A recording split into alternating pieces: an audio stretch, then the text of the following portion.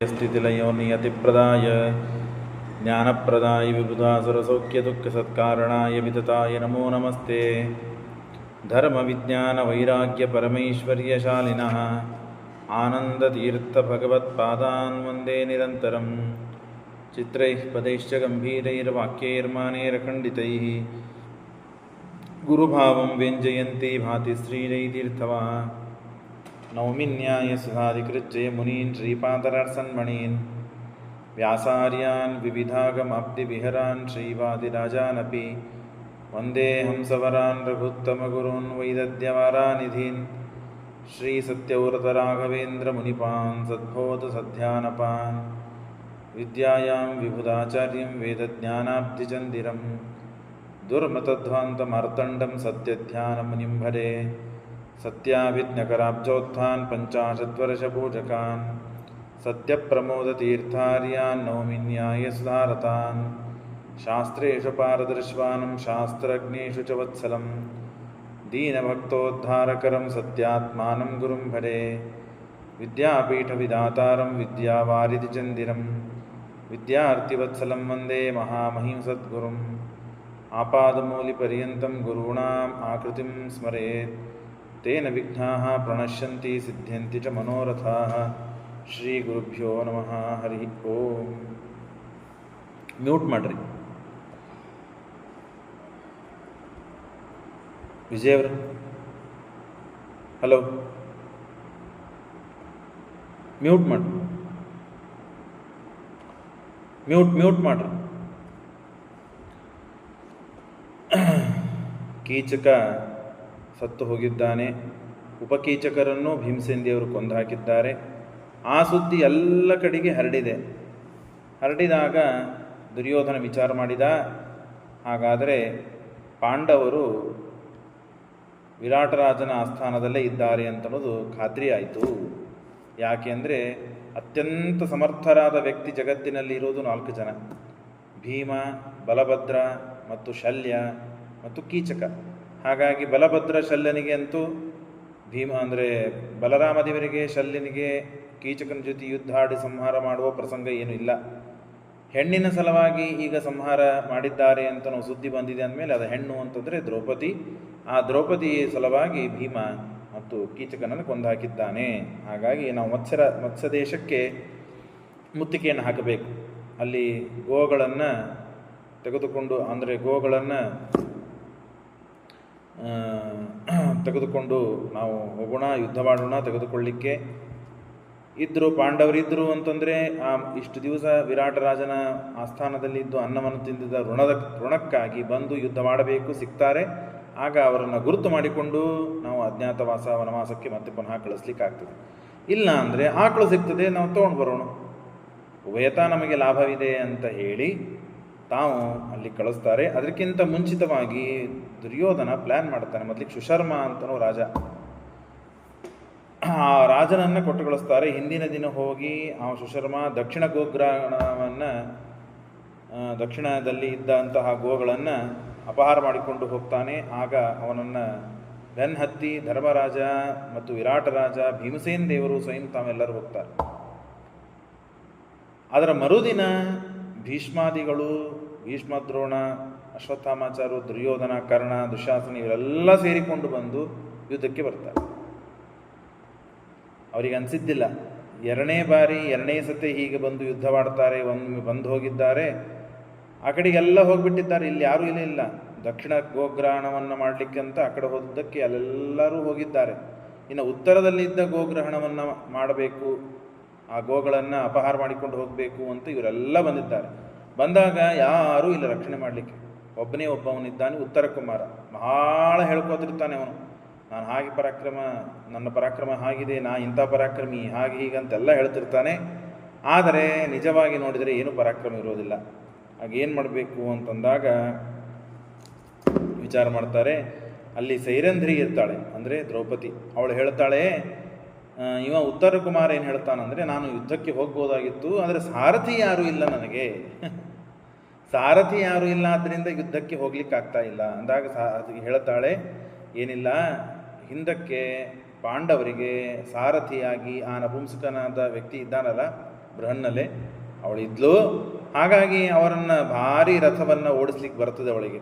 ಹಾಗಾಗಿ ಅವಳನ್ನು ಸಾರಥಿಯನ್ನಾಗಿ ಮಾಡಿಕೊಂಡ್ರೆ ನಿನಗೆ ಎಲ್ಲ ವ್ಯವಸ್ಥೆ ಆಗ್ತದೆ ಅಂದಾಗ ಸರಿ ಅಂತ ಹೇಳಿ ಆ ಅರ್ಜುನನ ಅಂದರೆ ಬೃಹನ್ನಲೆ ತಾನು ರಥದ ಸಾರಥಿಯಾಗಿದ್ದಾಳೆ. ಇತಿ ಮತ್ವಾ ವಿರಾಟಸ್ಯ ಜಗೃರ್ಗಾ ಸಮಂತತಃ ತತೋತ್ತರೋ ಸಾರಥತ್ವೇ ಪ್ರಕಲ್ಪ್ಯ ಪಾರ್ಥಮ್ಯೋ ತನ್ನಿಶಮ್ಯ ಇವ ಭೀತಃ ತತೋರ್ಜುನೋ ಸಾರಥಿಂ ತಂ ವಿಧಾಯ ಕೃಚ್ಛೇಣ ಸಂಸ್ಥಾಪ್ಯ ಚ ತಂ ಯಯೋ ಕುರೂನ್. ಆಗ ಸ್ವಯಂ ತಾನು ಅರ್ಜುನ ಸಾರಥಿಯಾಗಿ ತಾನು ಹೋಗ್ತಾನೆ. ಅಲ್ಲಿ ಶಮೀವೃಕ್ಷ, ಆ ಶಮೀವೃಕ್ಷದ ಮೇಲೆ ಯಾರಿಗೆ ಗೊರ್ತಿ ಆಗದೇ ಇದ್ದಂತೆ ಆ ದುರ್ಗಾದೇವಿಯ ಅನುಗ್ರಹ ಎಲ್ಲರ ಮತ್ತು ಅಸ್ತ್ರಶಸ್ತ್ರಗಳನ್ನು ಕಟ್ಟಿ ಮೇಲೆ ಇಟ್ಟಿರ್ತಾರೆ. ಅರ್ಜುನ ಅದನ್ನು ತಳಗೆ ಇಳಿಸಿ ಗಾಂಡೀವ ಆದಾಯ ಗಾಂಡೀವ ಮಥ ಧ್ವಜಂಚ ಹನುಮದಂಕಂ ಸದರೋಗ್ರತೋ ಗಾಹ ನಿವರ್ತ್ಯ ಯುದ್ಧಾಯ ಕುರು ಯಯೋ ಕುರುನ್ಸ್ತಾನ್ ಜಿಗ್ನೆ ಸರ್ವಾನ್ ದ್ವೈರಥೇನೈವ ಸಕ್ತಾನ್. ಆಗ ಗಾಂಡೀವ ಮತ್ತು ಹನುಮದ ಅಂಕ ಅಂದರೆ ಹನುಮದೇವರ ಚಿಹ್ನೆ ಇದ್ದಂತಹ ಧ್ವಜ ಮತ್ತು ಎಲ್ಲ ರಥ, ದಿವ್ಯವಾದ ರಥ, ಇದನ್ನೆಲ್ಲ ದಿವ್ಯವಾದಂತಹ ರಥದ ಮೇಲೆ ತಾನು ಕೂತು ಎಲ್ಲ ಅಸ್ತ್ರಶಸ್ತ್ರಗಳನ್ನು ಇಟ್ಟುಕೊಂಡು ತಾನು ಯುದ್ಧಕ್ಕೆ ಹೋಗ್ತಾನೆ. ಆಗ ನಿಜವಾದ ಆನೆ ಮತ್ತು ರಥಿಕರನ್ನು ಯುದ್ಧದಲ್ಲಿದ್ದಂತಹ ಏನು ಜನ ಇರ್ತಾರೆ ಅವರನ್ನೆಲ್ಲ ನೋಡಿರೋದಿಲ್ಲ. ಅವನು ಗಾಬರಿಯಾಗಿ ಓಡ್ಲಿಕ್ಕೆ ಪ್ರಾರಂಭ ಮಾಡ್ತಾನೆ. ಅವನನ್ನು ಹಿಡಿದು ಕೂಡಿಸ್ತಾನೆ. ನೀನು ಸುಮ್ಮನಿರು, ನಾನೆಲ್ಲ ವ್ಯವಸ್ಥೆ ಮಾಡ್ತೇನೆ ಅಂತ ಹೇಳಿ ಆ ಅರ್ಜುನನೇ ಭಾರಿ ಅದ್ಭುತವಾದ ಯುದ್ಧವನ್ನು ಆಡ್ತಾನೆ. ಆದಾಯ ಏಕೀಭೂತಾನ್ ಪುನರೇವಾನುಯಾತಾನ್ ಸಂಮೋಹನಾಸ್ತ್ರೇಣ ವಿಮೋಹಯಿತ್ವ ಜಗ್ರಾಹ ತೇಷಾಂ ಉತ್ತರೀಯಾಣ ರತೇಜ ಭೀಷ್ಮಸ್ಯ ವೇದಾಸ್ತ್ರಘಾತಂ ಚ ಏವ. ಆಗ ಸಂಮೋಹನಾಸ್ತ್ರವನ್ನು ಬಿಟ್ಟು ಎಲ್ಲರನ್ನ ಮೋಹನ ಮಾಡಿಬಿಡ್ತಾನೆ, ಮೂರ್ಛೆಗೊಳಿಸಿ ಬಿಡುತ್ತಾನೆ ಅರ್ಜುನ. ಅದ್ಭುತವಾದ ಪರಾಕ್ರಮವನ್ನು ತೋರಿಸ್ತಾನೆ. ಯುದ್ಧಕ್ಕೆ ಬರಬೇಕಾದಾಗ ಉತ್ತರಾದೇವಿ ಅರ್ಜುನನ ಶಿಷ್ಯಳೇನಿರುತ್ತಾಳೆ, ನಾಟ್ಯವನ್ನು ಕಲಿಸಿರ್ತಾನೆ ಅರ್ಜುನ ಬೃಹನ್ನಲೆ ಆಗಿ. ಅವಳು ಹೇಳಿರ್ತಾಳೆ, ಇಲ್ಲ ಕೌರವರ ವಸ್ತ್ರ ಆಭರಣಗಳು ಬಹಳ ಮತ್ತು ಕ್ವಾಲಿಟಿ ಇರ್ತದೆ, ಪ್ಯೂರ್ ಇರ್ತದೆ, ಭಾರಿ ಬೆಲೆ ಬಾಳೋದಿರ್ತದೆ ಅಂತ ಕೇಳೀನಿ. ಹಾಗಾಗಿ ಅವರ ಬಟ್ಟೆಗಳನ್ನು ತೆಗೆದುಕೊಂಡು ಬರ್ತೀಯಾ ಅಂತ ಹೇಳಿದಾಗ ಅವಳ ಮಾತು ಸತ್ಯ ಮಾಡಬೇಕು ಅಂತ ಹೇಳಿ ತಾನು ಸಮೂಹಾಸ್ತ್ರವನ್ನು ಬಿಟ್ಟು ಎಲ್ಲರೂ ಮೂರ್ಛಿತಾಗಿರ್ತಾರೆ. ಭೀಷ್ಮ ಮಾತ್ರ ಎಚ್ಚರಿರ್ತಾರೆ. ಆಗ ಎಲ್ಲರ ಉತ್ತರಣಿ ಮೇಲಿನ ಬಟ್ಟಿ ವಸ್ತ್ರ ಶಾಟಿಯನ್ನು ತೆಗೆದುಕೊಂಡು ಬರ್ತಾನೆ. ಆಗ ಭಾರಿ ಅದ್ಭುತವಾಗಿ ಎಲ್ಲರಿಗೂ ಸಂತೋಷ, ಸ್ವಾಗತ ಮಾಡ್ತಾರೆ. ಆ ಕಡೆಗೆ ಮತ್ತು ವಿರಾಟರಾಜ ಸ್ವಯಂ ತಾನು ಹೋಗಿದ್ದಾನೆ ಸುಶರ್ಮನ ಜೊತೆಗೆ ಯುದ್ಧ ಮಾಡಲಿಕ್ಕೆ. ಅಲ್ಲಿ ಧರ್ಮರಾಜ ಇದ್ದಾನೆ, ಆಮೇಲೆ ಭೀಮಸೇನ್ ದೇವರು, ಇನ್ನು ಅನೇಕರಿದ್ದಾರೆ. ಇಲ್ಲಿ ಉತ್ತರದಲ್ಲಿ ಅರ್ಜುನ ಸ್ವಯಂ ತಾನು ಗೆದ್ದು ಬಂದಿದ್ದಾನೆ. ವಿದಾಯ ಭೀಷ್ಮಂ ವಿರಥಂ ಜಗಾಮ ತದಾ ಶ್ರುತ್ವಾ ಮತ್ಸಪತಿರ್ಜಿಗ ಜಿತಾನ್ ಕುರುನ್ ಮುಮೋದ ಪುತ್ರೇಣ ಜಿತಾಸ್ಮ. ಅವನಿಗೆ ಯುಧಿಷ್ಠ ಯಾರು ವಿರಾಟರಾಜನಿಗೆ ಬಹಳ ಸಂತೋಷವಾಯಿತು. ನನ್ನ ಮಗ ಮತ್ತು ಎಲ್ಲ ಕೌರವರನ್ನು, ಭೀಷ್ಮಾದಿಗಳ ಮೊದಲಾದವರನ್ನೆಲ್ಲರನ್ನು ಓಡಿಸಿ ತಾನು ಗೆದ್ದು ಬಂದಿದ್ದಾನೆ ಅಂದರೆ ಭಾರಿ ಆಯ್ತು ಅಂತ ಭಾಳ ಖುಷಿಪಟ್ಟ, ಸಂತೋಷಪಟ್ಟ. ಆದರೆ ನಿಜವಾದ ತಥ್ಯ, ನಿಜವಾದ ಗೂಡು ಏನಿದೆ, ನಿಜವಾದಂತಹ ಕಥೆ ಅದು ಗೊತ್ತಿದ್ದಿದ್ದಿಲ್ಲ. ಗೊತ್ತಾಯಿತು, ಅದು ಧರ್ಮರಾಜನಿಗೆ ಗೊತ್ತು, ಅರ್ಜುನ ಹೋಗಿದ್ದಾನೆ, ಎಲ್ಲ ವ್ಯವಸ್ಥೆ ಮಾಡಿದ್ದಾನೆ ಅಂತ ಹೇಳಿ. ಆಗ ಇಲ್ಲ, ನಿನ್ನ ಮಗ ಏನು ಮಾಡಿಲ್ಲ. ಆ ಯತಿವೇಷದಲ್ಲಿ ಇದ್ದಂತಹ ಮತ್ತು ಧರ್ಮರಾಜ ಹೇಳ್ತಾನೆ, ನಿನ್ನ ಮಗ ಮಾಡಿಲ್ಲ, ಈ ಬೃಹನ್ನಲೆ ಇದ್ದಾನಲ್ಲ ಅವನೆಲ್ಲ ಯುದ್ಧವಾಡಿ ಅವ್ರನ್ನೆಲ್ಲ ಸೋಲಿಸಿ ಕಳಿಸಿದ್ದಾನೆ. ಹಾಗಾಗಿ ಬೃಹನ್ನಲ ಕೆಲಸ ಇದು ಅಂತಂದಾಗ ವಿರಾಟರಾಜ ಸಿಟ್ಟಿಗೊಂಡ್ಬಿಡ್ತಾನೆ. ನನ್ನ ಮಗನ ಪರಾಕ್ರಮ, ಪೌರುಷ, ವಿಜಯ ನೋಡಿ ನಿನಗೆ ಸಹನೆ ಆಗ್ತಾ ಇಲ್ಲ, ಅಷ್ಟ್ಯಾಕೆ ನನ್ನ ಮಗನ ಮೇಲೆ ಮಾತ್ಸರ್ಯ, ಸಿಟ್ಟು, ದ್ವೇಷಗಳು ಅಂತ ಹೇಳಿ ತಾನು ಸಿಟ್ಟಿಗೆ ಬಂದು ಕೈಯಲ್ಲಿದ್ದ ಕೌಡಿಯನ್ನು ಎತ್ತಿ ಧರ್ಮರಾಜನ ಹಣೆಗೆ ಒಗಿತಾನೆ. ಇಲ್ಲಿ ಬಡಿತದೆ, ಬಡದಾಗ ರಕ್ತ ಬರ್ತದೆ. ರಕ್ತ ಭೂಮಿಗೆ ಬಂದು ಬೀಳುವ ಪ್ರಸಂಗದಲ್ಲಿ ದ್ರೌಪದಿ ಸೈರಂಧ್ರಿ ಬಂದು ಆ ರಕ್ತವನ್ನು ಹಿಡಿತಾಳಂತೆ. ಯಾಕೆ ಗೊತ್ತಾ? ಭೀಮಸೇನ್ ದೇವರು ಪ್ರತಿಜ್ಞೆ ಮಾಡಿರ್ತಾರೆ, ನಮ್ಮ ಅಣ್ಣನ ರಕ್ತ ಭೂಮಿ ಮೇಲೆ ಬಿತ್ತು ಅಂದರೆ ಯಾರು ಬೆಳೆಸಿರ್ತಾರೋ ಅವರ ಇಡೀ ವಂಶ ಸರ್ವನಾವಂಶ ನಿರ್ವಂಶವನ್ನು ಮಾಡುತ್ತೇನೆ ನಾನು, ಎಲ್ಲ ವಂಶ ನಾನು ಹಾಳು ಮಾಡೋಗಿದ್ದೇನೆ, ಕೊಂದು ಹಾಕ್ತೇನೆ ಅಂತ ಭೀಮಸೇನ್ ದೇವರು ಪ್ರತಿಜ್ಞೆ ಮಾಡಿರ್ತಾರೆ. ಹಾಗಾಗಬಾರ್ದು. ಆಶ್ರಯ ಕೊಟ್ಟಂತಹ ಆಶ್ರಯದಾತ ಒಂದು ವರ್ಷ ಹಾಗಾಗಿ ಅವನಿಗೇನು ಆಗಬಾರ್ದು ಅಂತನೂ ಸಲುವಾಗಿ ತಾನು ಹಿಡಿತಾರೆ. ಆಗ ಇಷ್ಟು ಅವಮಾನ ಮಾಡಿದ್ದಕ್ಕೆ ಸಿಟ್ಟು ಬರ್ತದೆ. ಸಿಟ್ಟು ಬಂದಿದ್ದಕ್ಕೆ ಭೀಮಾರ್ಜುನರು ಇಬ್ಬರು ಹೋಗಿ ಕೊಂದೇ ಬಿಡೋಣ ಅಂತಂದಾಗ, ಇಲ್ಲ ಅವನಿಗೆ ಗೊತ್ತಿಲ್ಲ ನಾವು ಯಾರು ಅಂತನೂ. ಅವಾಗ ಧರ್ಮರಾಜ ಹೇಳ್ತಾನೆ, ನಾವು ಯಾರು ಅಂತನೋದು ಅವನಿಗೆ ಗೊತ್ತೇ ಇಲ್ಲ ಅಂದಾಗ ಮತ್ತೆ ಈ ವಿಕೋಪ ಅವನಿಗೆ ಬರುವುದೇ, ಈ ರಿಯಾಕ್ಷನ್ ಅವನು ಮಾಡೋನೇ. ಹಾಗಾಗಿ ನಾಳೆ ಒಂದು ದಿನ ಇದೆ, ನಾಳಿನ ದಿನ ನಾವು ನಿಜವಾಗಿ ನಮ್ಮ ರೂಪವನ್ನು ಧಾರಣೆ ಮಾಡಿಕೊಂಡು ಬರೋಣ. ಬಂದಾಗ ಅವನು ಇಷ್ಟು ದಿವಸ ಮಾಡಿದ್ದು ಅಪರಾಧವಾಯಿತು, ನಾನು ಇನ್ನೀಗೆ ವರ್ತನೆ ಮಾಡಬಾರ್ದಾಗಿತ್ತು, ಕ್ಷಮೆ ಮಾಡಿರಿ ಅಂತ ಕ್ಷಮೆ ಕೇಳಿದ ಅಂತಾದರೆ ಅವನನ್ನು ಬಿಟ್ಟುಬಿಡೋಣ. ಇಲ್ಲ ಅಂದರೆ ನಾವೇನು ದಂಡಿಸಬೇಕು ದಂಡಿಸೋಣ ಅಂತ ಧರ್ಮರಾಜ ಹೇಳಿದಾಗ ಸರಿ ಆಗಲಿ. ಶ್ರುತಂ ತದಾ ಕುಪಿತೋ ತೌ ನಿಶಮ್ಯ ನ್ಯವಾರೇತ್ತಾವೋ ಅಪಿ ಧರ್ಮಸೂನು ನಿಜಸ್ವರೂಪೇಣ ಸಮಾಸ್ಥಿತೋ. ಮರುದಿನ ಮುಂಜಾನೆ ಸ್ನಾನಾದಿಗಳನ್ನು ಮಾಡಿಕೊಂಡು ಶುಭ್ರವಾದ ತಮ್ಮ ಏನು ಪ್ರತಿನಿತ್ಯ ವಸ್ತ್ರಗಳನ್ನು ಧಾರಣ ಮಾಡುತ್ತಾ ಇದ್ದು ಆ ವಸ್ತ್ರಗಳನ್ನು ಆಭರಣಗಳನ್ನು ಆಯುಧ ಸಮೇತರಾಗಿ ಬಂದು ಆ ರಾಜ್ಯದ ಮಧ್ಯದಲ್ಲಿ ಅಂದರೆ ಸಭಾ ಮಧ್ಯದಲ್ಲಿ ಬಂದು ಕೂತಿದ್ದಾರೆ. ಆಗ ವಿರಾಟ್ ರಾಜನಿಗೆ ಸಂತೋಷವೋ ಸಂತೋಷ, ಅಷ್ಟೇ ದುಃಖವಾಗಿದೆ, ಅಷ್ಟೇ ಭಯವಾಗಿದೆ. ನಾನೆಲ್ಲ ಇವ್ರ ಕಡೆಯಿಂದ ಏನೇನು ಕೆಲಸ ಮಾಡಿಸಿದೆ, ನಿನ್ನೆ ಇಷ್ಟು ಅಪಚಾರ ಮಾಡಿದೆ, ಧರ್ಮರಾಜನಿಗೆ ತಲೆಗೆ ಏಟು ಮಾಡಿದೆ ಅಂತ ಹೇಳಿ ಭಯವಾಗಿದೆ, ಆಮೇಲೆ ಅಸಹ್ಯ ಆಗಿದೆ, ನಾಚಿಕೆಯಾಗಿದೆ, ಅವಮಾನವಾಗಿದೆ, ಎಲ್ಲಕ್ಕಿಂತ ಹೆಚ್ಚು ಪಶ್ಚಾತ್ತಾಪವಾಗಿದೆ. ಹಾಗಾಗಿ ಕ್ಷಮೆ ಮಾಡ್ರಿ ಅಂತ ಕಾಲಿಗೆ ಬಿದ್ದುಬಿಟ್ಟೆನು. ಕ್ಷಮಾಪಯೇದ್ವಧ್ಯ ಇತ್ಯಾತ್ಮರೂಪಂ ಸಮಸ್ಥಿತಾತಸ್ತು ವೃಥಾ ಪರೇ ದಿನೇ ತದಾ ವಿರಾಟಮಾಸನಂ ಆಸ್ಥಿತಂ ರೂಪಂ ಯುಧಿಷ್ಠಿರಂ ವೀಕ್ಷ ವಿರಾಟ ಆಹ. ಆಗ ಏನಿಲ್ಲ, ವಿರಾಟರಾಜನಿಗೆ ಮತ್ತೆ ಧರ್ಮರಾಜ ಹೇಳ್ತಾನೆ, ಸರಿ ಆಯಿತು, ಏನಿಲ್ಲ, ನಾನು ಧರ್ಮರಾಜ, ಇವನು ಭೀಮ, ಅರ್ಜುನ, ನಕುಲ, ಸಹದೇವ, ಹೀಗೆ 5 ಜನ ಇದ್ದೇವೆ. ಇವಳು ಸೈರಂಧ್ರಿ ಅಂತ ಏನಿದೆ ದ್ರೌಪದಿ.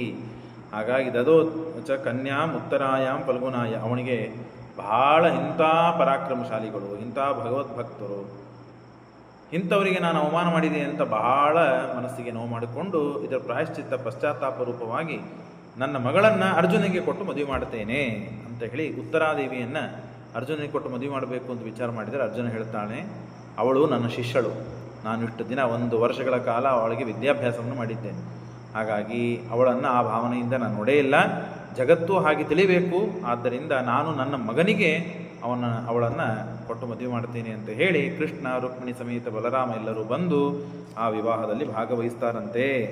ಆಯಾತ ಕೇಶವಾಯಾಥ ದೂತಾನ್ ಸಹ ಅಭಿಮನ್ಯುವಿಗೆ ಕೊಟ್ಟು ಮದುವೆ ಮಾಡಿ ಅತ್ಯಂತ ವೈಭವದಿಂದ ಕನ್ಯಾದಾನವನ್ನು ಅವನು ಮಾಡಿಕೊಡ್ತಾನೆ. ಇವನು ಸ್ವೀಕಾರ ಮಾಡ್ತಾರೆ. ಅನಂತ ವಾಸುದೇವೇ ವಿವಾಹಯಾಮಾಸು ರಥಾಭಿಮನ್ಯುಂ. ಅಭಿಮನ್ಯು ಇವನು ಕೃಷ್ಣನ ಶಿಷ್ಯನೇ. ಹಾಗಾಗಿ ಶಿಷ್ಯನ ಮದುವೆಗಾಗಿ ಗುರುಗಳು ಬರಬೇಕು ಅಂತ ಹೇಳಿ ಕೃಷ್ಣನೂ ಬಂದಿದ್ದಾನೆ. ಅತ್ಯುತ್ತಮ ರೀತಿಯಲ್ಲಿ ವಿವಾಹವಾಗಿದೆ. ಆಸೀನ್ ಮಹಾನುತ್ಸವಸ್ತತ್ರ ತೇಷಾಂ ದಶಾರ್ಹವೀರ್ಯೇ ಸಹ ಪಾಂಡವಾನಾಂ ಸ ಪಂಚಲಾನಾಂ ವಸುದೇವೇನ ಸಾರ್ಧಂ ಅಜ್ಞಾತವಾಸಂ ಸಮಸೀತ್ಯ ಮೋದಾತ್. ಹೀಗೆ ಅಜ್ಞಾತವಾಸವನ್ನು ಪೂರ್ಣ ಕಳೆದಾಗಿದ್ದಾರೆ. ಆದರೆ ಈ ಕಡೆಗೆ ಗದ್ದಲ ಶುರುವಾಗಿದೆ. ಏನು? ದುರ್ಯೋಧನ ಹೇಳ್ತಾನೆ, ದುರ್ಯೋಧನ, ಭೀಷ್ಮಾಚಾರ್ಯರು, ದ್ರೋಣಾಚಾರ್ಯರು, ಕರ್ಣ, ಅಶ್ವತ್ಥಾಮಾಚಾರ್ಯ ಎಲ್ಲರೂ ಕೂತಾಗ ಸಭೆ ನಡೀತಾ ಇದ್ದಾಗ ದುರ್ಯೋಧನ ಹೇಳ್ತಾನೆ, ಇಲ್ಲ, ನಾನು ಅರ್ಜುನನನ್ನು ನೋಡಿಬಿಟ್ಟೆ. ಅಜ್ಞಾತವಾಸ ಆಗೋಕ್ಕಿಂತ ಮುಂಚೆನೇ ಅರ್ಜುನ ನಮ್ಮ ಕಣ್ಣಿಗೆ ಕಂಡಿದ್ದಾನೆ. ಹಾಗಾಗಿ ಪುನಃ ಮತ್ತೆ 12 ವರ್ಷಗಳ ಕಾಲ ವನವಾಸ, 1 ವರ್ಷ ಅಜ್ಞಾತವಾಸ ಅವರಿಂದ ಆಗಲಿಕ್ಕೇ ಬೇಕು. ನಮ್ಮ ನಿಯಮ ಆಗಿತ್ತು, ಕರಾರ್ ಆಗಿತ್ತು, ಅದನ್ನು ತಪ್ಪಿದ್ದಾರೆ, ಹಾಗಾಗಿ ಮಿಸ್ ಮಾಡಿದ್ದಾರೆ, ಹಾಗಾಗಿ ಅದನ್ನು ಮಾಡಲಿಕ್ಕೆ ಬೇಕು ಅಂತ ಹೇಳಿ ದುರ್ಯೋಧನಾದ್ಯ ಸೂತಪುತ್ರೇಣ ಸಾರ್ಧಂ ಸೋಬಲಾಯುಧಿ ಪಾರ್ಥ ಪೀಡಿತ. ಎಲ್ಲರೂ ಚೆನ್ನಾಗಿ ಬಡಿಸಿಕೊಂಡಿದ್ದಾರೆ ಅರ್ಜುನನ ಕಡೆಯಿಂದ. ಆಕಳನ್ನು ಕದಿಲಿಕ್ಕೆ ಹೋದಾಗ ವಿರಾಟರಾಜನ ಆಸ್ಥಾನದಲ್ಲಿ ಅರ್ಜುನ ಬಹಳಷ್ಟು ಅವರಿಗೆ ಪೀಡೆ ಕೊಟ್ಟಿದ್ದಾನೆ. ಭೀಷ್ಮಾದಿಭಿಸ್ಸಾರ್ಥಂ ಉಪೇತ್ಯ ನಾಗಪುರಂ ಮಂತ್ರಂ ಮಂತ್ರಯಾಮಾಸು ರತ್ರ ಅಜ್ಞಾತವಾಸೇ ಫಲ್ಗುನೋನೋದ್ಯ ದೃಷ್ಟ. ಫಲ್ಗುನ ಅರ್ಜುನನನ್ನು ನೋಡಿದ್ದೇನೆ, ತಸ್ಮಾತ್ ಪುನರ್ಯಾಂತು ಪಾರ್ಥಾವನ. ಎಲ್ಲ ಪಾಂಡವರು ಹೋಗ್ಬೇಕು, ಯಾರಾದರೂ ಒಬ್ಬರನ್ನು ನೋಡಿದ್ರು ಎಲ್ಲರೂ ಹೋಗ್ಬೇಕಂತಿದೆ, ಹಾಗಾಗಿ ಹೋಗ್ಲಿಕ್ಕೆ ಬೇಕು. ಇತಿ ಬ್ರುವಾಣ ಭೀಷ್ಮೋ ಹ್ಯತೀತಂ ಅಜ್ಞಾತವಾಸಂ ದ್ರೋಣ ಆಹೇತಿ ಮೇವ. ಆವಾಗ ಭೀಷ್ಮಾಚಾರ್ಯ ಹೇಳ್ತಾರೆ, ಇಲ್ಲ, ಅವರು ಪೂರ್ಣವಾಗಿ ಅಜ್ಞಾತವಾಸ ಮುಗಿದಿದೆ. ಅದಕ್ಕೆ ದ್ರೋಣಾಚಾರ್ಯರು ಒಪ್ಪಿಗೆ ಕೊಡ್ತಾರೆ. ತಯೋರ್ವಾಕ್ಯಂ ತೈನ ತ್ವೇತ್ವನಾಧೃತ್ಯ. ಆದರೆ ಅವರಿಬ್ಬರು ಮಾತನ್ನು ಆದರೆ ಕೊಡಲಿಲ್ಲ. ಅವ್ರು ಹೇಳ್ತಾರೆ ತಿಳಿಸಿ, ಇಲ್ಲಪ್ಪ, ಅಜ್ಞಾತವಾಸ ಮುಗಿದು ಹೋಗಿದೆ, ನೀನು ಸುಮ್ಮನೆ ವಿನಾಕಾರಣವಾಗಿ ಹಠ ಮಾಡಿ ತೊಂದರೆ ಮಾಡಬೇಡ, ಅವರಿಗೆ ಅವ್ರದ್ದೇನಿದೆ ಕೊಟ್ಬಿಟ್ಟು ಆರಾಮಾಗಿ ಇದ್ಬಿಡೋಣ, ಅವರಷ್ಟು ಅವರು ಇರ್ತಾರೆ, ನಮ್ಮಷ್ಟು ನಾವಿರೋಣ ಅಂತ ಹೇಳಿದರೆ ಕೇಳಲಿಕ್ಕೆ ತಯಾರಿಲ್ಲ. ನಾನು ನೋಡಿದ್ದೇನೆ, ನೀವೇನಾದರೂ ಪಾಂಡವರ ಪಕ್ಷಪಾತಿಗಳು, ಹಾಗಾಗಿ ನನ್ನ ಮಾತಿಗೆ ನಿಮಗೆ ಬೆಲೆನೇ ಇಲ್ಲ, ಅವರು ತಪ್ಪು ಮಾಡಿದ್ದಾರೆ, ಮತ್ತೆ ಪುನಃ ವನವಾಸ ಅವರಿಗೆ ಆಗಲಿಕ್ಕೆ ಬೇಕು, ಅಜ್ಞಾತವಾಸ ಆಗಲಿಕ್ಕೆ ಬೇಕು. ತಯೋರ ವಾಕ್ಯಂ ತೇ ತ್ವನಾಧೃತ್ಯ ಪಾಪಾಹ ವನಂ ಪಾರ್ಥ ಪುನರೇವ ಪ್ರಯಾಂತು ಇತಿ ದೂತಂ ಪ್ರೇಷಯಾಮಾಸುರತ್ರ ಜಾನಂತೆ ವಿಪ್ರ ಇತಿ ಧರ್ಮಜೋ ವದತ್. ಆಗ ಹೀಗೆ ಹೇಳ್ತಾ ಇದ್ದಾನೆ ದುರ್ಯೋಧನ ಅಂತ ಹೇಳಿದರೆ, ಆಗ ಹೇಳ್ತಾರೆ, ಬ್ರಾಹ್ಮಣರು ಮತ್ತೆಲ್ಲ ಜ್ಞಾನಿಗಳಿದ್ದಾರೆ, ಅವರೆಲ್ಲ ಮೊದಲೇ ಎಲ್ಲ ಲೆಕ್ಕ ಮಾಡಿಕೊಂಡು ಕೂತಿದ್ದಾರೆ ಪಾಂಡವರು. ಹಾಗಾಗಿ ನಾವು ಮಾಡಿದ ತಪ್ಪೆಲ್ಲ ಬ್ರಾಹ್ಮಣರಿದ್ದಾರೆ, ಲೆಕ್ಕ ಮಾಡಿದ್ದಾರೆ, ನೋಡ್ರಿ, ಅದರ ಪ್ರಕಾರ ನಾವು ಅಜ್ಞಾತವಾಸವು ಮುಗಿದು ಹೋಗಿದೆ. ದಿನವನ್ನು ಲೆಕ್ಕ ಮಾಡಬೇಕಾದರೆ ಮತ್ತೇನಪ್ಪ ಅಂತಂದರೆ, ಸೌರಾನುಮಾಸಾಣ ಧಾತರಾಷ್ಟ್ರ ಅಪೂರ್ಣತಾಂ ಆಹುಶ್ಚಾಂದ್ರೇಣ ಮಾಸೇನ ಪೂರ್ಣ ಕಾಲೋ ಕಿಲೋಪ್ಯಸೌ. ಅದನ್ನು ಲೆಕ್ಕ ಮಾಡಿದ್ದಾರೆ. ದಿನವನ್ನು ಕಳಿಬೇಕು ಅಂದರೆ ಸೂರ್ಯ ಬೇಕು, ಸೂರ್ಯನ ಲೆಕ್ಕದ ಪ್ರಕಾರ ದಿನವನ್ನು ಕಳೀತಾರೆ. ಆದರೆ ಪಕ್ಷ, ಮಾಸ ಮತ್ತು ಅಯನ ಮತ್ತು ವರ್ಷ ಇವುಗಳನ್ನು ಕಳಿಬೇಕಾದರೆ ಚಂದ್ರ ಬೇಕು. ಹಾಗಾಗಿ ಚಂದ್ರೇಣ ಮಾಸೇನ ಪೂರ್ಣ ಕಾಲೋ ಅಖಿಲೋಪ್ಯಸು. ಚಂದ್ರ ಸೌರಮಾಸಾನುಸಾರೇಣ ನಿಮಗೆ ಅಪೂರ್ಣವಾಗಿದೆ ಅಂತ ಅರ್ಥವಾಗಿದ್ದರೂ, ಚಾಂದ್ರಮಾಸೇಣ ಮತ್ತೆ ಪೂರ್ಣವಾಗಿದೆ. ಪೂರ್ಣ 13 ವರ್ಷ ಏನು ತಿಂಗಳು ಕಳಿಬೇಕಾಗಿತ್ತು, 13ನೇ ವರ್ಷದ ಕೊನೆಯ ತಿಂಗಳು ಕೊನೆಯ ದಿನ ಕಳಿಬೇಕಾದದ್ದು ಚಾಂದ್ರಮಾಸೇನ ಮತ್ತು ಆಗಿದೆ, ಪೂರ್ಣವಾಗಿದೆ. ಹಾಗಾಗಿ ಯಾವ ದೋಷ ಇಲ್ಲ. ದಿನ ನಾಮಧಿಪ ಸೂರ್ಯ ಪಕ್ಷಮಾಸಾಬ್ಧ ಪಕ್ಷಸಿ ಪಕ್ಷಮಾಸಾಬ್ಧ ಪಕ್ಷಸಿ ತಸ್ಮಾತ್ ಸೌಮ್ಯಾಬ್ಧಮೇವಾತ್ರ ಮುಖ್ಯಮಾಹುರ್ಮನೀಷಿಣಃ ಸೌಮ್ಯಂ ಕಾಲಂ ತಥೋ ಜಜ್ಞೆ ಗೃಹಂತಿ ನತು ಸೂರ್ಯಜಂ ಅಂತ ಹೇಳಿ ಅದೆಲ್ಲ ನಿರ್ಣಯ ಮಾಡಿದ್ದಾರೆ. ಅದನ್ನು ಚೆಂದಾಗಿ ಮತ್ತೊಮ್ಮೆ ಒಂದು ದಿನ ಇಟ್ಟುಕೊಂಡು ಅದಕ್ಕೆ ಮತ್ತೆ ಸಮಯ ಹಾಕಿ ನಿರ್ಣಯವನ್ನು ಚೆಂದಾಗಿ ತಿಳ್ಕೊಳ್ಳೋಣ. ಇಷ್ಟು ನಾವು ತಿಳಿದುಕೊಳ್ಳಬೇಕಾದದ್ದು. ಪೂರ್ಣವಾಗಿ ಆಗಲಿಲ್ಲ ಅಂದರೆ ಪೂರ್ಣವಾಗಿ ಆಗಿದೆ. ಸೂರ್ಯ ಚಂದ್ರರ ಮಾನದ ಪ್ರಕಾರ ದಿನಗಳನ್ನು ಕಳೆಯುವುದು ಸೂರ್ಯನ ಪ್ರಕಾರ, ಪಕ್ಷ ಮಾಸ ಮತ್ತು ತಿಂಗಳು ವರ್ಷಗಳನ್ನು ಕಳೆಯುವುದು ಚಂದ್ರನ ಪ್ರಕಾರ. ಹಾಗಾಗಿ ಚಂದ್ರನ ಪ್ರಕಾರ ಮತ್ತು ಪೂರ್ಣವಾಗಿ ಆಗಿದೆ, ಅಜ್ಞಾತವಾಸ ಮುಗಿದು ಹೋಗಿದೆ. ಹಾಗಾಗಿ ಅವರ ರಾಜ್ಯ ಅವರಿಗೆ ಕೊಡಲಿಕ್ಕೆ ಬೇಕು ಅಂತ ಇಷ್ಟು ಹೇಳಿದ್ದಾರೆ. ತದೇತದ್ ಅವಿಚಾರ್ಯೇವ ಲೋಭಾಚ್ಯ ಧಾತರಾಷ್ಟ್ರೈ. ಆದರೆ ಲೋಭ ಇದೆ, ಪಾಂಡವರಿಗೆ ಒಟ್ಟಾರೆ ರಾಜ್ಯ ಸಿಗಬಾರದು. ಹಾಗಾಗಿ ರಾಜ್ಯಂನ ದತ್ತಂ ಪಾರ್ಥೇಭ್ಯ ಪಾರ್ಥ ಕಾಲಸ್ಯ ಪೂರ್ಣತಾಂ. ನಾನು ರಾಜ್ಯವನ್ನು ಕೊಡಬೇಕಾದರೆ ನಾವು ಏನು ನಿಯಮ ಮಾಡಿದ್ದೇವೋ ಆ ನಿಯಮಕ್ಕೆ ಅನುಗುಣವಾಗಿ ಪೂರ್ಣವಾಗಿ ಕಾಲವನ್ನು ಕಳಿಬೇಕು. ಪಾರ್ಥ ಅಂದರೆ ಪಾರ್ಥರು ಎಲ್ಲ ಪಾಂಡವರು ಅಂದಾಗಲೇನೆ ನಾನು ರಾಜ್ಯವನ್ನು ಕೊಡುವುದು ಅಂತ ಹೇಳಿ ತಾನು ಹೇಳಿದ್ದಾನೆ. ರಾಜ್ಯವನ್ನು ಕೊಡಲೇ ಇಲ್ಲ, ಅವರಿಗೆ ಬೇಕಾದ ಆಸ್ತಿಪಾಸ್ತಿಗಳನ್ನು ಕೊಡಲೇ ಇಲ್ಲ. ವಾಸುದೇವಾ ಅಖಿಲೈಶ್ಚ ಯಾದವೈ ಪಾಂಚಾಲಮಾತ್ಸೈಶ್ಚ ಯುತಾ ಸಭಾರ್ಯಾ ಉಪಪ್ಲಾವ್ಯೇತೆ ಕತಿಚಿತ್ ದಿನಾನಿ ವಾಸಂ ಚಕ್ರುಃ ಕೃಷ್ಣ ಸಂಕ್ಷಿಪ್ತಿತಾರ್ಥಾ.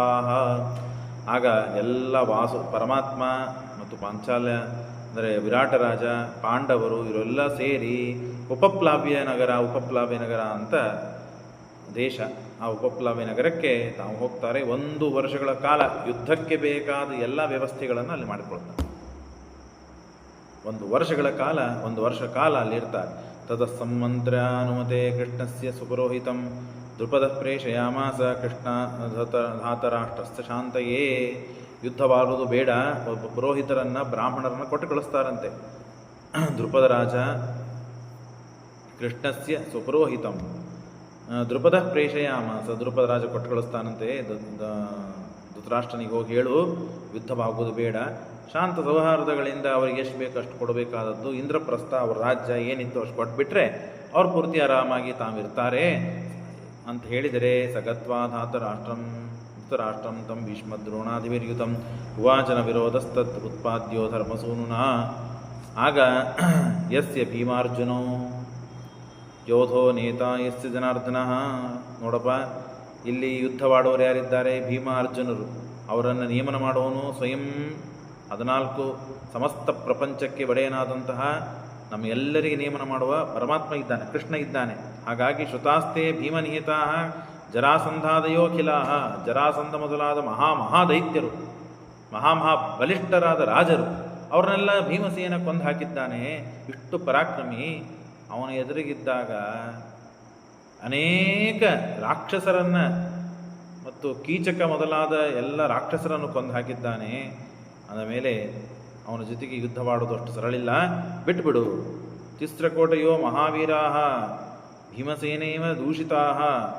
ಕೋಟಿ 3 ತಿಸ್ರ ಕೋಟೆಯ, ಅಷ್ಟು ಕೋಟಿ ಸೈನ್ಯವನ್ನು ರಾಕ್ಷಸರನ್ನು ಭೀಮ ಕೊಂದು ಹಾಕಿದ್ದಾನೆ. ಮಾತೃಣಾಂ ಬ್ರಾಹ್ಮಣಾನಾಂಚ ಲೋಕಾನಾಂಚ ಹಿತೇಶಿಣ ತಥೋ ಹಿತೀರ್ಥ ಸರ್ವತೀರ್ಥಾನಿ ಗಮ್ಯಾನ್ಯಾಸಾನ್ ಋಣಾಂಶಿತೌ ಅಂತ ಹೇಳಿ ಅನೇಕ ಜನರನ್ನು, ರಾಕ್ಷಸರನ್ನು ಹೊಡೆದು ಓಡಿಸಿದ್ದಾರೆ, ಕೊಂದಿದ್ದಾರೆ. ಮಹಾಪರಾಕ್ರಮಿಗಳು ಕೃಷ್ಣ ಮೊದಲಾದವರು ಎಲ್ಲ ಇದ್ದಾರೆ. ಹಾಗಾಗಿ ನೀನು ಯುದ್ಧವಾಡೋದು ವಿಚಾರ ಮಾಡಬೇಡ, ಬಿಟ್ಟು ಬಿಡು ಅಂತ ಹೇಳಿದರೂ ಕೇಳಲಿಕ್ಕೆ ತಯಾರಿಲ್ಲ. ಅನೇಕ ಮಾತುಗಳಿವೆ. ಯುಸ್ತತ್ರ. ಆಗ ಏನಾಯಿತು? ಸರಿ, ಯುದ್ಧ ಸಹಾಯವನ್ನು ಬೇಡಬೇಕು ಅಂತ ಹೇಳಿ ತಾನು ತಸ್ಮಾದೇತೆ ಪಾಲಿತಸ್ಯ ಧರ್ಮಜಸ್ಯ ಸುಖಂ ವಸು ದೀಯತಾಮಿತ್ಯೇನೋಕ್ತಃ ಧೃತರಾಷ್ಟ್ರೋ ನಚಾಕರೋ ತತಸ್ಸಹೇವ ಯದುಭಿಃ ಕೃಷ್ಣಂ ದ್ವಾರವತಿಂ ಗತಂ ಯುದ್ಧ ಸಹಾಯಮಿಚ್ಛಂತೋ ಧಾತರಾಷ್ಟ್ರ ಧನಂಜಯೋ. ಯುದ್ಧವಾಡೋದು ಅಂತ ನಿರ್ಣಯ ಆಯಿತು. ಆಗ ಯುದ್ಧದ ಸಲುವಾಗಿ ಉಪಪ್ಲಾವಿ ನಗರದಲ್ಲಿ ತಾವು ಸಿದ್ಧತೆಗಳನ್ನು ಮಾಡಿಕೊಳ್ತಾ ಇದ್ದಾರೆ. ಆ ಕಡೆಯಿಂದ ಕೌರವರಿಂದ ದುರ್ಯೋಧನ ಬಂದಿದ್ದಾನೆ, ಕೃಷ್ಣನ ಕಡೆಯಿಂದ ಏನಾದರೂ ಸಹಾಯ ಕೇಳಬೇಕು ಅಂತ ಹೇಳಿ. ಪಾಂಡವರಿಂದ ಮತ್ತೆ ಅರ್ಜುನ ಬಂದಿದ್ದಾನೆ. ಕೃಷ್ಣ ಮಲಗಿದಂತೆ ನಾಟಕ ಮಾಡ್ತಾ ಇದ್ದಾನೆ. ಕೃಷ್ಣನಿಗೆ ನಿದ್ರೆ ಇಲ್ಲ, ಯಾವ ನಿದ್ರಾದಿ ರೂಪವಾದ ದೋಷ ಕೃಷ್ಣನಿಗಿಲ್ಲ. ಆದರೂ ಮಲಗಿದಂತೆ ನಾಟಕ ಮಾಡಿದ್ದಾನೆ. ಇವನು ದುರ್ಯೋಧನ ಬಂದು ಏನು ಮಾಡಿದ್ದಾನೆ? ಕೃಷ್ಣನ ತಲೆ ಹತ್ತಿರ ನಿಂತಿದ್ದಾನೆ.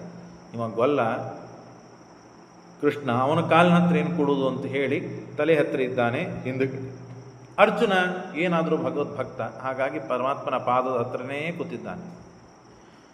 ದರ್ಪಾನ್ ರಾಜರಾಜ, ನಾನು ರಾಜ, ಎಲ್ಲ ರಾಜರಿಗೆ ರಾಜ ನಾನ್ಯಾಕೆ ಅವನ ಪಾದದ ಹತ್ರ ಕೂಡಲಿ, ಇವನು ಗೊಲ್ಲ ಅಂತ ಹೇಳಿ ತಯೋರಾಗಮನಂ ಪೂರ್ವಂ ಜ್ಞಾತ್ಯೈವ ಹರಿಪ್ರಭು ಯುಗಪತ್ ಇಬ್ಬರೂ ಒಮ್ಮೆ ಬಂದಿದ್ದಾರೆ. ತತ್ರ ವೇಗೇನ ಅರ್ಜುನಂ ದುರ್ಯೋಧನ ಶಿರಸ್ಥಾನಂ ಆಸೀನೋ ಅಭೂತ್ ಹರಿಸ್ತದ ದರ್ಪಾನಹಂ ರಾಜರಾಜ ಉಪಾಸ್ಯೆ ಪಾದಯೋರಿತಿ ತಯೋರಾಗಮನಂ ಪೂರ್ವಂ ಜ್ಞಾತ್ವೈವ ಹರಿಪ್ರಭು. ಪರಮಾತ್ಮನಿಗೆ ಗೊತ್ತು. ಆದರೂ ಪರಮಾತ್ಮ ಯಾರು ಮೊದಲಿಗೆ ಬಂದಿದ್ದಾರೆ ಅಂತ ಅನ್ನೋದು ಗೊತ್ತು ಮಾಡಿಕೊಂಡರೂ ಅರ್ಜುನನಿಗೆ ಮೊದಲು ನೋಡಿದ. ಹಾಗಾಗಿ ಎದ್ದ ಮೇಲೆ ಅರ್ಜುನಕ್ಕೆ ಕೇಳ್ತಾನೆ, ಯಾಕೆ ಬಂದಿದ್ದೀಯಪ್ಪ, ಏನು? ಆಗ ಹಿಂದೆ ತಲೆ ಹಿಂದೆ ಇದ್ದ ಆ ದುರ್ಯೋಧನ ಆವಾಜ್ ಮಾಡ್ತಾನೆ, ಕೃಷ್ಣ, ನಾನು ಮುಂಚಿತವಾಗಿ ಬಂದದ್ದು, ಹಾಗಾಗಿ ನೀನು ಏನಾದರೂ ಸಹಾಯ ಮಾಡೋದಿದ್ರೆ ಮೊದಲಿಗೆ ನನಗೆ ಮಾಡಬೇಕು. ಸುಪ್ತವತ್ ಶಿಷ್ಯೆ ತತ್ರಾತಿಷ್ಠತ್ ಧನಂಜಯ ಪ್ರಣಮ್ಯ ಪಾದಯೋ ಪ್ರಾಗೋ ಭಕ್ತಿಯೋದ್ರೇಕಾತ್ ಕೃತಾಂಜಲಿ. ಅಸುಪ್ತವತ್ ಮಲಗಿದ್ದಿಲ್ಲ ಭಗವಂತ, ಆದರೂ ಮಲಗಿದಂತೆ ನಾಟಕ ಮಾಡ್ತಾ ಇದ್ದಾನೆ. ಧನಂಜಯ ಪಾದದ ಹತ್ತಿರ ನಿಂತು ಕೃಷ್ಣ ಹೇಳ್ತಾ ಇದ್ದಾನೆ. ಎದ್ದು ಕೂಡಲೇ ನಮಸ್ಕಾರ ಮಾಡಿದ. ಭಕ್ತಿಯುದ್ರೇಕ, ಅತ್ಯಂತ ಭಕ್ತಿ ಪುರಸ್ಸರವಾಗಿ ನಮಸ್ಕಾರ ಮಾಡಿದ್ದಾನೆ. ಪ್ರಥಮಂ ದೇವೋ ಜಾನನ್ನಪಿ ಸುಯೋಧನಂ. ಯದ್ಯಪಿ ದುರ್ಯೋಧನೆ ಮೊದಲಿಗೆ ಬಂದಿದ್ದರೂ ಕೂಡ ನೋಡಿದ್ದು ಮಾತ್ರ ಅರ್ಜುನನಿಗೆ, ಹಾಗಾಗಿ ಅರ್ಜುನನಿಗೆ ಸ್ವಾಗತ ಮಾಡಿದ್ದಾನೆ. ಫಲಗುನೆತ್ಯುಕ್ತೋ ಪೂರ್ವಮಾಹಂ ಇತಿ ತ್ವಿತಿ. ದುರ್ಯೋಧನ ಹೇಳ್ತಾ, ನಾ ಮೊದಲಿಗೆ ಬಂದದ್ದು, ನನಗೆ ನೀ ಏನಾದರೂ ಕೊಡಬೇಕು. ಇಲ್ಲಪ್ಪ, ವಯಸ್ಸಿನಲ್ಲಿ ಸಣ್ಣವ ಅರ್ಜುನ, ಅವ ನಿನ್ನ ತಮ್ಮ. ಅಷ್ಟೇ ಅಲ್ಲದೇನೆ ನಾನು ಮೊದಲಿಗೆ ನೀನು ಮೊದಲಿಗೆ ಬಂದಿದ್ದರೂ ಕಣ್ಣಿಗೆ ಕಂಡದ್ದು ಅವ, ಹಾಗಾಗಿ ಮೊದಲಿಗೆ ಅವನಿಗೆ ಕೊಡು, ಹೊರತು ನಿನಗೆ ಮೊದಲಿಗೆ ಏನು ಕೊಡೋದಿಲ್ಲ. ತಯೋರಾಗಮನೆ ಹೇತುಂ ಶ್ರುತ್ವಾ ಪ್ರಾಹ ಜನಾರ್ದನ. ಯಾಕೆ ಬಂದಿರಿಬ್ರು ಮೊದಲಿಗೆ ಹೇಳ್ರಿ.